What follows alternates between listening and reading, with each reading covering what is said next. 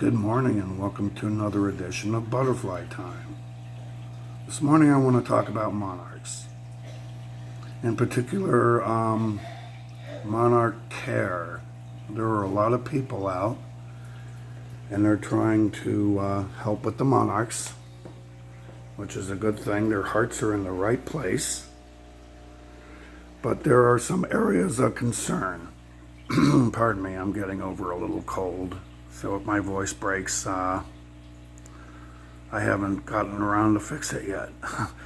So there are a lot of things that people are trying to do for the monarchs, and their hearts are in the right place, but there are several areas of concern. First thing I want to talk about is rearing. A lot of people are endeavoring, I myself was among these people, this group of people, are endeavoring to raise and release as many monarchs as possible within a given season to increase their flagging numbers. My concern with that is, due to my own personal observations and what I've read, is that we remove several important factors in their evolution, such as selective breeding, for one thing, not selective breeding, natural selection. If we remove the natural given predators, then we don't know what we're breeding in or out of the species of the monarchs that we're raising. What we can do is, plus there's artificial light, there's a lot of artificial environment and as to raising them indoors. We don't know how we're affecting their navigation skills and their migration, or even if we're breeding stronger migratory instinct into them or out of them. We don't know what we're doing. So in lieu of raising and releasing monarchs, what we should be doing is raising and planting milkweed and raising and giving away milkweed. I've focused my energies on my annual raising and giving away of milkweed and other butterfly and pollinator friendly plants throughout my community. Another thing you can do is plant lots of cover around your milkweed. Let it pop up in the middle of your raspberry bush, if so be it. That raspberry bush will cover a lot of caterpillars and hide them from their natural predators. They can go back and hide behind other cover plants. A lot of grasses at the base, ground covers at the base of your milkweed will help. The smart ones will go and hide during the hottest part of the day when wasps are flying. That's the main predator of monarch butterfly larvae is paper wasps and other members of that family of Polistes, vespids. They just are the number one. They tear them up. So in addition to that, you can also educate others, get others involved, get your neighbors involved, get your block involved if it's possible. As I do, I rail against things like insecticides and artificial fertilizers and the perfect lawn. That's pretty much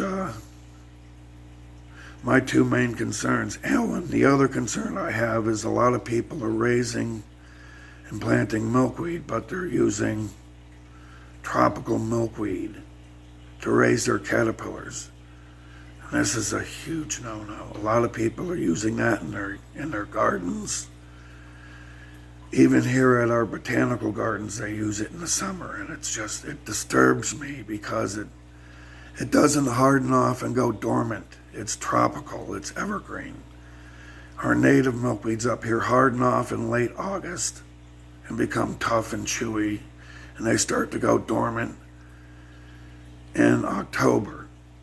The monarchs have to fly south at this point. At this point, they're focused on nectar and migrating towards Mexico and not reproducing. Tropical milkweed, on the other hand, stays up all winter until the first frost, and it entices butterflies to stay behind. And there's another concern. As the butterflies migrate up north, they carry with them a parasite called OE. And that gets more and more concentrated on the plant as the summer wears on, because as each butterfly lands on a leaf on the plant, it shakes off a few spores. By the end of the summer, if these don't freeze off, they can become very concentrated and infect more caterpillars.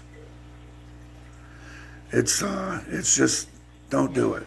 Tropical milkweed, Asclepias curassavica, also known as Mexican milkweed, or annual milkweed. It's got red flowers with yellow coronas, or there's a yellow variety. It's very attractive. It looks a little bit like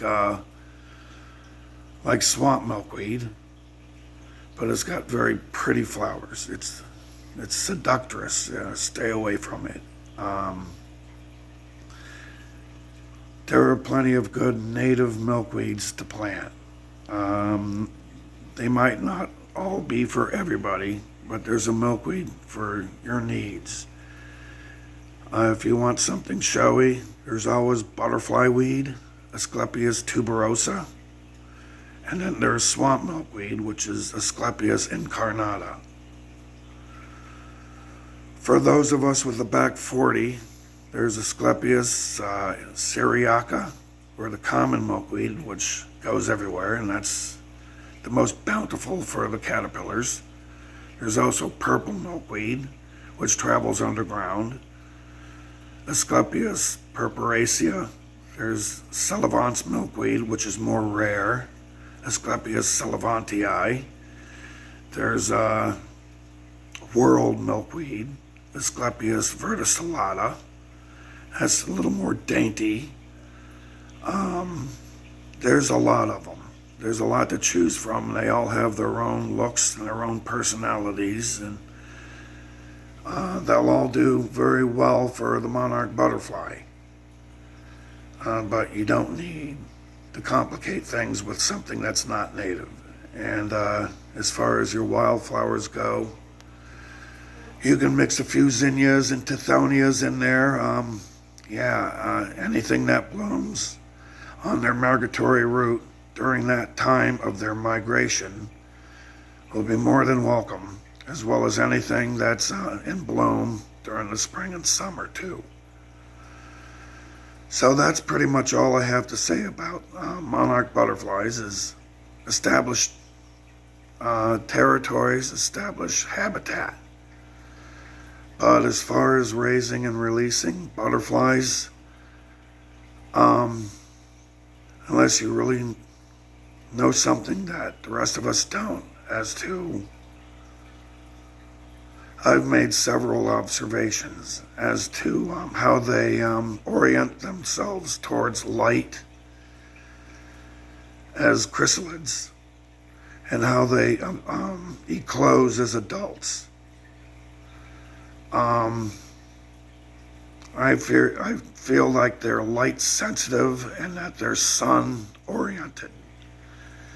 And if we mess that up, they might have a little difficulty with orientation during their migration. So keep that in mind. Keep raising milkweed and keep fighting the good fight. The monarchs and the butterflies depend on us, and so do the other pollinators. Thank you, and talk to you next time.